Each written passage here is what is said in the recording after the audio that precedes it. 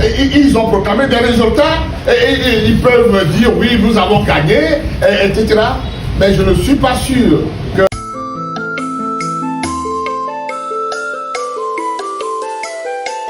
Salut à tous, FDR CRIO avec sa conférence de presse animée dans la semaine. Après la défaite, il faut chercher les arguments. Donc, c'est ce que FDR a fait.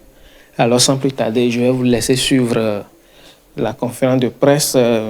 Son leader a parlé au peuple. Je vais vous laisser suivre. Alors, mesdames et messieurs, si vous êtes nouveaux ou nouvelles sur la chaîne, c'est le moment de vous abonner. Si vous ne l'avez pas encore fait, faites-le. C'est gratuit. Merci. Ils ont proclamé des résultats et ils peuvent dire oui, nous avons gagné, etc. Mais je ne suis pas sûr que ils peuvent s'en glorifier. Parce que ce qui me surprend, moi, tous ceux qui font ça, c'est des pères de famille. Ils ont des enfants. Mais je me demande ce qu'ils disent à leurs enfants à la maison. Je ne sais pas quelle éducation ils donnent à leurs enfants à la maison. Parce que pour une volonté de gagner, mais s'ils sont prêts à tout faire, j'avoue que ça devient compliqué.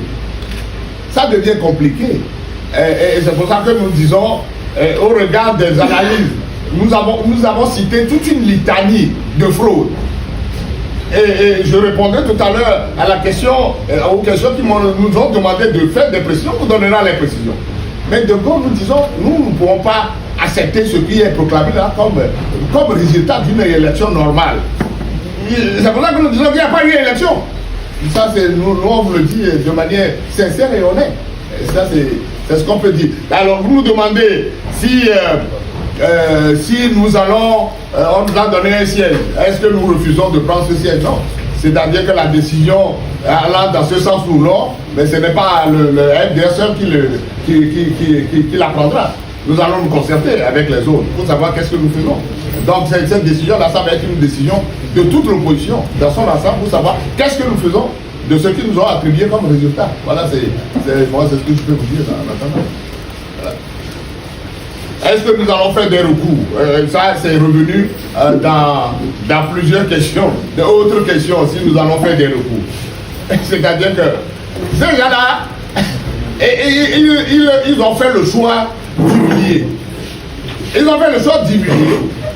Non seulement ils ont fait ce qu'ils ont fait pour qu'on nous perçoive comme une opposition inexistante, et en même temps, parce que ce que moi j'ai vu, de la CENI, de notre CENI là qui dit avoir organisé les élections et qui dit être une CENI indépendante entre guillemets, je ne sais pas ce que les autres institutions de la République impliquées dans ces élections feront mieux. On se pose la question. C'est vrai, nous-mêmes on est en train de s'interroger, est-ce qu'on doit faire des recours? Oui, le recours peut-être qui est le plus normal à faire, c'est l'absence de logo sur la liste des élections. Et ça aussi une question, quelqu'un me l'a demandé. Mais lorsque nous avons constaté au moment de la pré-campagne que les spécimens de bulletins qu'on nous a distribués, notre logo ne figure pas sur les listes des régionales dans la V, nous avons fait des démarches au niveau de la CENI. Les candidats eux-mêmes sont allés plusieurs fois à la CENI. Il n'y a pas de résultat. Mais le parti a pris la peine de saisir la Cour constitutionnelle, la Chambre administrative de la Cour suprême, pardon. Mais jusqu'à la fin, jusqu'au moment où jusqu'au jour du scrutin, mais nous n'avons reçu aucune réponse. Nous n'avons reçu aucune réponse de la Cour suprême que nous avons régulièrement saisie pour lui signaler que oui, sur les spécimens, notre logo n'y figure pas. Alors que notre liste a été validée par la même Cour suprême. Mais comment vous validez notre liste et que notre logo ne se trouve pas sur la liste définitive, sur le spécimen? Faites en sorte que, si c'est une erreur, que cette erreur soit corrigée le jour du vote. Elle ne nous a pas répondu, ou la Cour ne nous a pas répondu, jusqu'au moment où on constate le jour du scrutin que notre logo n'est pas sur la liste. Alors, donc ça veut dire que nous sommes allés à ces élections-là, mais dans la circonstance de Davé, mais personne n'a voté pour nous parce que notre logo n'y est pas. Voilà, c'est ça l'ambiguïté. Alors, la même Cour constitutionnelle, la même Cour suprême qu'on a saisie, attends, qui ne nous a pas donné de réponse. Alors maintenant, vous la saisissez après le vote. Posez-vous la question, qu'est-ce qu'elle fera? Quelle réponse elle nous apportera? Bon, les gens nous demandent, nous, on le fera pour la forme. Mais je sais que vous le savez mieux que moi, que tous les recours que nous avons faits contre des situations anormales dans ce pays pour des élections truquées, la Cour constitutionnelle et autres ne nous ont jamais donné de réponse. Ils vont aller faire leur verbiage là-bas et vous dire oui, en contenant de ceci, et puis à la fin, on dit ah, même s'il y a eu irrégularité, ça n'affecte pas sérieusement le machin et tout ça, et puis c'est fini. Alors vous allez subir une double humiliation. Non seulement ils vous ont humilié par la fraude massive dont on vient de parler, et vous allez leur donner l'occasion de se vanter de connaître le droit, et en vous disant oui, au terme de ceci et ceci, bon, vous n'avez pas raison. Mais ça, pour ça, nous réfléchissons pour savoir si nous allons leur offrir encore une deuxième occasion pour nous humilier une seconde fois. Voilà, ça c'est la question. Nous n'avons pas pris de décision pour le moment sur cette question. Alors, les localités dans lesquelles les actes dont nous parlons sont passés, mais il y en a partout. Mais les localités que je connais le mieux, je prends le Vaud, ça je connais. On a cité des villages. Je vous ai donné le village de Pédi dans le canton de Dagati. Dans ce village, nos délégués, on leur a donné des consignes d'être présents dans le bureau de vote au plus tard à 6h30. Mais à 6h30, lorsque les délégués se sont présentés, ils ont vu que les urnes étaient déjà remplies aux 2 tiers. Mais qui a voté? Qui a rempli les urnes? On interroge celui qui est président, enfin qui est comment vous appelez ça? Le président du bureau de vote. Il balbutie un truc et puis après on nous dit c'est le chef qui est venu pour dire mais comme les gens vont aller au champ, on leur a donné l'occasion de voter avant d'aller au champ. Et qui est là? Alors qu'au moment où on est allé, on n'a vu personne. Si au moins les gens avaient rempli, dans le bureau de vote, il y avait eu un fil de gens qui voulaient voter, on peut comprendre, oui, peut-être qu'ils sont venus plus tôt. Mais il n'y avait personne, mais les urnes étaient déjà aux 2 tiers remplis. Alors, on a dû se bagarrer là-bas. On a envoyé notre maire, Mino Blanc, au front, et c'est lui qui a réussi. Par des méthodes que lui seul, dont lui seul a le secret, a bloqué le vote. Vous avez vu des vidéos qui ont circulé. Donc on a ramassé, il a réussi à faire ramasser ces bulletins-là et qu'on a empaquetés dans des trucs qu'ils ont apportés. On a dit de les détruire. Ils ont dit non. Alors qu'est-ce qu'on va en faire? Ils disent on va l'emporter et après on fera un rapport. Mais au moment du dépouillement, on ne sait pas, on ne connaît plus le sort de ces bulletins. On ne connaît plus le sort de ces bulletins. Dans d'autres endroits, à Djorogu, à Mamissi, j'ai appelé moi-même le président de la CENI. Il dit qu'il va se rendre sur les lieux. Et il s'est déplacé pour aller là-bas à Djorogu et autres. Mais les gens ont dit, mais lorsqu'il est venu, il a constaté que les gens ont rempli les urnes avant son arrivée. Il a regardé, il dit oui, il demande au président du bureau de vote là de faire le constat et de continuer à voter. Et après on fera un rapport. En mettant dedans. Sur ce qui est illégal, bizarre là, on dit mais on a rempli, mais continuez à voter et après le reste on verra. C'est quoi cette affaire? C'est quoi cette affaire? C'est ça que vous appelez des élections? C'est ça que vous appelez des élections? Moi, je ne sais pas quelle meilleure preuve on peut vous apporter. Il y en a partout et tout le monde sait. Et la dame de Bé, Premier ministre de chez moi, mais ce que cette dame-là a fait, c'est ignominieux. Elle a distribué, je ne sais pas combien d'argent elle a mis dans ces élections. Elle en a tellement distribué. Elle a mis des milliards. C'est-à-dire le mot d'ordre de ce pouvoir, c'est de mettre autant d'argent pourvu que, bon, on puisse avoir des résultats. Mais lorsque vous allez dans une localité pour aller faire campagne, même si elle est passée hier, elle a rencontré les populations à qui elle promet de l'argent, elle distribue de l'argent pour dire qu'elle fait des prêts, elle a distribué 30 000 à tout le monde, on a rassemblé les enseignants, on leur a distribué de l'argent, et on a rassemblé. Mais chaque fin du mois, elle rassemble les chefs traditionnels. Tous les chefs de chez moi, elle les rassemble chez elle dans son village là-bas à Badoubé. On leur distribue de l'argent permanemment. Alors, donc si vous venez dans une localité, même si elle est passée déjà par là en distribuant de l'argent, dès que vous allez pour faire campagne, le lendemain elle revient. Elle est revenue autant de fois. Lorsque vous passez, elle revient. Non mais, c'est pittoresque. Je suis, pour soutenir la campagne, je ne suis pas candidat dans Vaud. Je suis candidat à Lomé. Mais j'ai aidé les candidats de Vaud. J'ai fait au moins 2 jours dans le Vaud. On a fait une première... on a clôturé, enfin les 2 premiers jours, on a clôturé la campagne à Vaughan. Elle n'avait pas prévu de meeting à Vaughan, puisqu'elle avait déjà fait de meeting à Vaughan 2 jours plus tôt. Mais dès qu'elle a appris notre calendrier, elle a su que moi je viens à Vaughan pour faire meeting. Le soir là même, l'après-midi, elle a programmé elle aussi un autre meeting à côté devant la devanture du chef canton. Mais c'est-à-dire que la démonstration, il n'y a pas match. On a vu que, compte tenu des gens qui sont sortis pour venir à notre meeting par rapport à ceux qui l'ont, malgré le fait qu'elle a distribué, elle a fait transporter les gens des villages, mais elle a compris que non, il y a quelque chose qui ne va pas.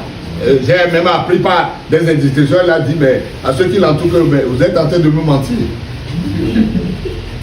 La dernière chose que je dis concernant le Vaud, on devait faire une réunion, un meeting à Badoubé. Le premier jour, ben, à cause de la pluie, on l'a reporté. Mais, donc, c'est finalement le 3e jour qu'on est retourné à Badoubé. Mais quand vous allez à Badoubé le jour-là, c'est-à-dire que les gens sont sortis pour écouter notre message, mais pour nous perturber, de manière semblable à ce qu'ils ont fait à l'ANC, ils ont organisé des hordes de voyous. Parce que l'endroit où on faisait le meeting, c'est en bordure de route. Mais ils ont organisé des émigrants, des gens qui ils passent et repassent avec des vuvuzelas et avec des machins. Ils sifflent, ils crient. Mais la chance que nous avons, contrairement à l'ANC, c'est qu'il y avait du monde chez nous. Et c'est des gens déterminés. Ils faisaient tellement du bruit avec leur tam-tam et tout ça, qu'à la fin de compte, ils sont devenus inaudibles. Et ils ont disparu. Et finalement, elle a organisé elle-même une sorte de caravane. Je crois qu'il y a il paraît que c'était la CNDH qui est venue et qui assistait à l'événement et qui dit, mais ce qui se passe là, c'est anormal. Il paraîtrait que c'est eux qui ont appelé les forces de sécurité.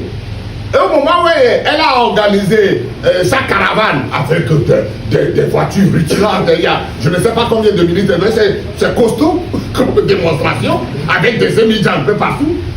Mais ces gens-là, au moins, moi je leur rends hommage pour avoir fait ça au moins. Et au moment où leur caravane arrivait à notre niveau, les forces de sécurité ont posé un barrage. Ils ont dit, mais vous ne passez pas devant ceux qui font meeting là-bas. Et on les a détournés.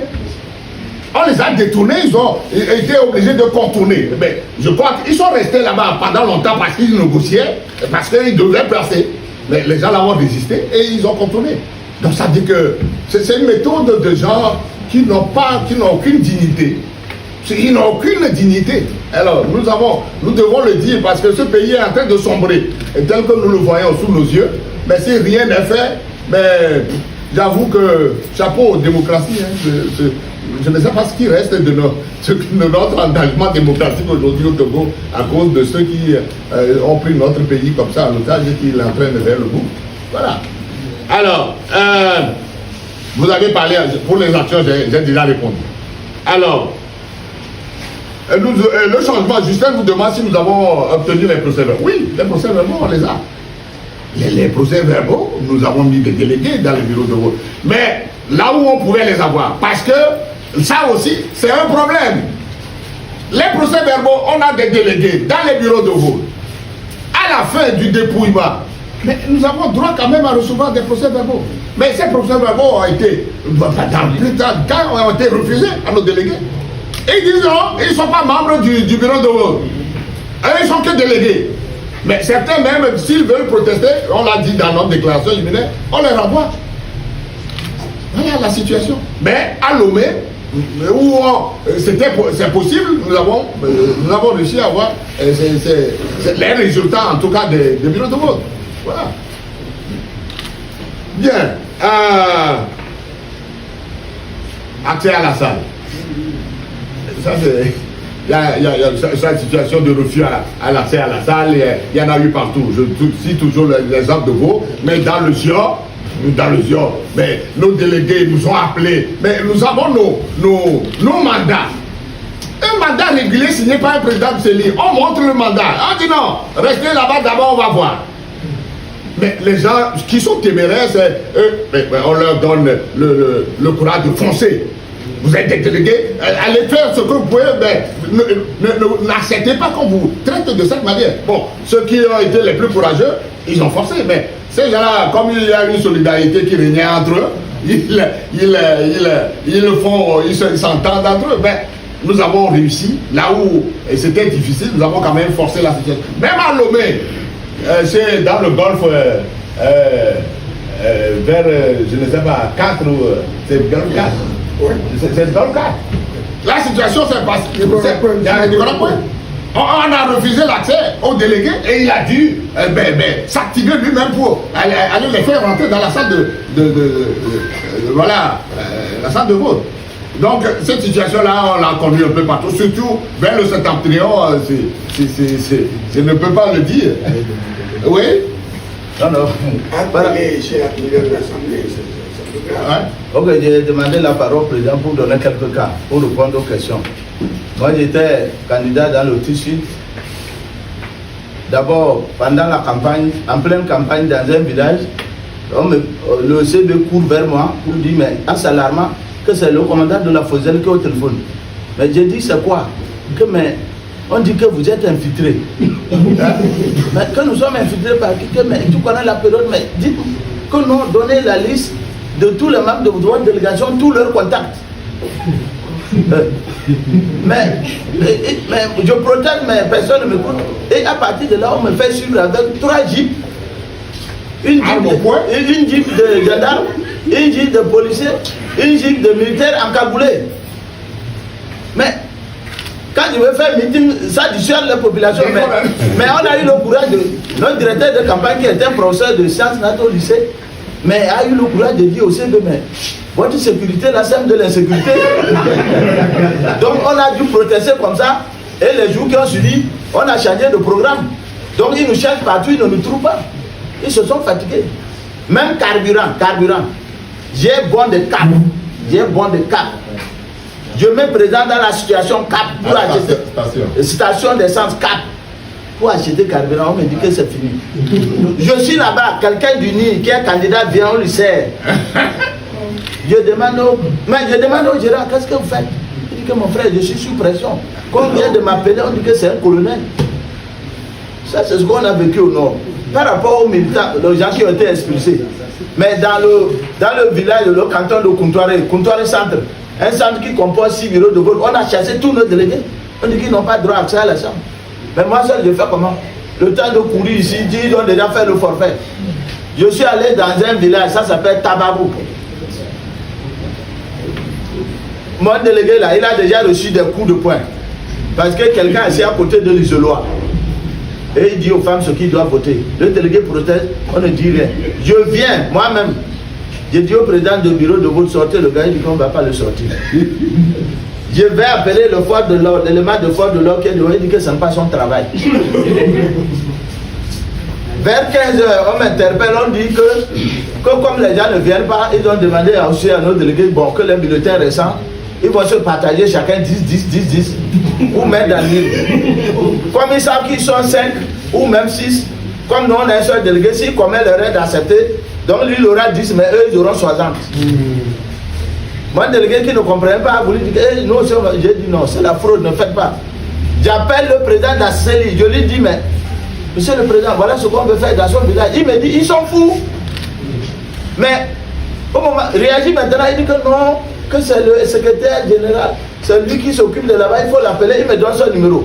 Je l'appelle, il dit que je vais intervenir. j'ai appelé le vice-président, j'ai appelé le président de la République, ils n'ont pas changé la situation devant nos délégués, en complicité avec les forces de l'ordre, les gens ont bourré les urnes. C'est ça qui est la vérité. Moi-même, vous me connaissez ma fougue, non? J'ai dit de sortir quelqu'un du bureau devant, on ne l'a pas sorti. Moi seul. Et on dit, quand tu es délégué, tu es teigneux, on dit que non, tu es contre leur village. Parce que s'il n'y a pas beaucoup de... Ils ne votent pas beaucoup pour unir dans leur village, le village ne sera pas développé. Tout ça, on est en train de préparer les rapports. Moi, il y a déjà un rapport où je peux vous donner des détails. Dans un village, quand on est arrivé le soir, on veut dépouiller. Non, le village s'appelle Samti. Non, on dit quoi? On va dépouiller quoi? Mettez ça pour ça. Unis. Dans un autre village, ça s'appelle Kamnou. On a renversé ça comme ça. On a enlevé tout ce qui est opposition. On a réajouté, on a mis 100% unis. Ce qu'on dit là, ce n'est pas de l'histoire.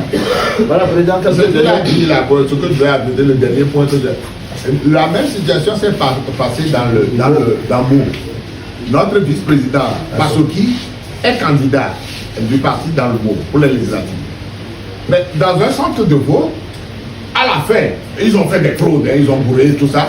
Mais malgré les fraudes là, au moins ils ont mis des bulletins multiples votés comme ils veulent. Et qu'on laissait au moins 2 ou 3 à l'opposition, on dit au moins ils ont fait semblant.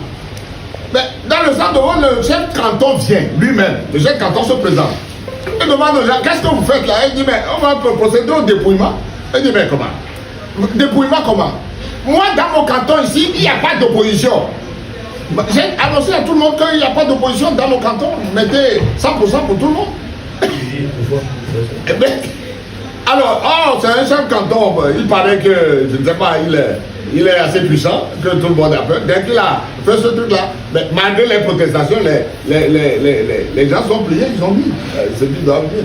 Voilà, donc si nous décrivons cette situation-là. Le cas de Blic à M. Atoyem. Oui.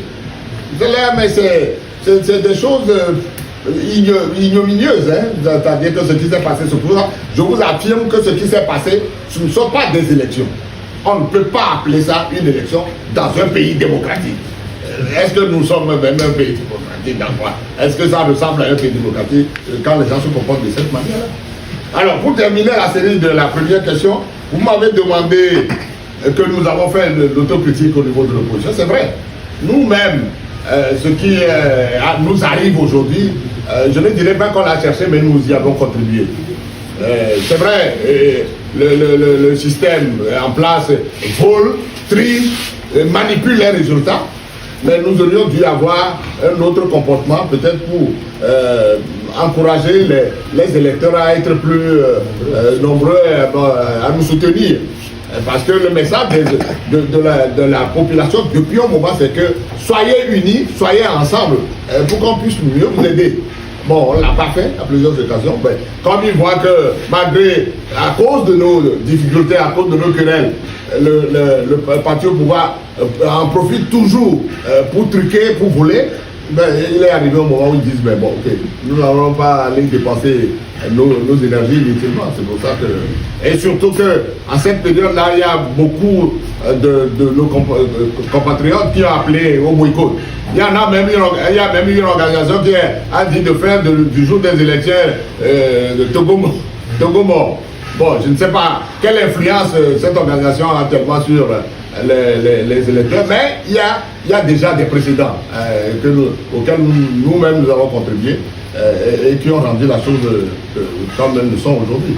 Alors, maintenant, la leçon à tirer, nous l'avons dit également dans notre déclaration liminaire. Il est temps maintenant qu'on se réveille. Nous avons une opposition à reconstruire. Nous devons repartir. Nous, on ne peut pas laisser notre pays entre les mains de ces gens-là. On ne peut pas. On n'a aucune dignité à laisser notre pays dans la main de ces gens. Alors, dans 10 ans, si on laisse le pays entre les mains de ces gens-là pendant 10 ans, le Togo sera rayé de la carte. Le Togo sera rayé. Parce qu'il ne restera plus rien. Parce que c'est des vautours. Ils sont des vautours, véritablement. Alors c'est à nous de tirer le son de ce qui est arrivé pour repartir au combat en faisant ce qu'on aurait dû faire. Voilà, je sais que ce que je dis là est difficile, mais nous avons l'obligation de le faire. nous n'avons pas d'autre choix que d'aller vers cette solution-là. Et dire également à ceux qui sont permanemment sur les réseaux sociaux, continuez à invectiver, à insulter. Mais la plupart de ces gens-là, vous ne les verrez jamais dans une manifestation publique. Lorsque vous lancez des manifestations, c'est des gens que vous ne connaissez pas, que vous ne voyez jamais. Ils sont derrière leur smartphone et ils disent ce qu'ils ont à dire. Mais il est temps aujourd'hui que tout le monde se remette en cause. Hein. Voilà, c'est ce que m'a dit. Voilà.